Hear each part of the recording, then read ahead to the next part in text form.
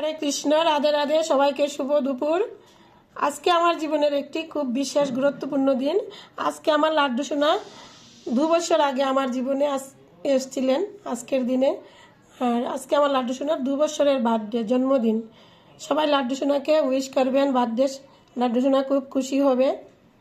Birthday wish না করলে লাড্ডু সোনার কিচ্ছু হবে না, আপনারা করলে আপনাদেরই ভালো হবে। সবাই উইশ করবেন। আর আজকে প্রথমবার লাড্ডু সোনার জন্য অন্ন বুক করেছি।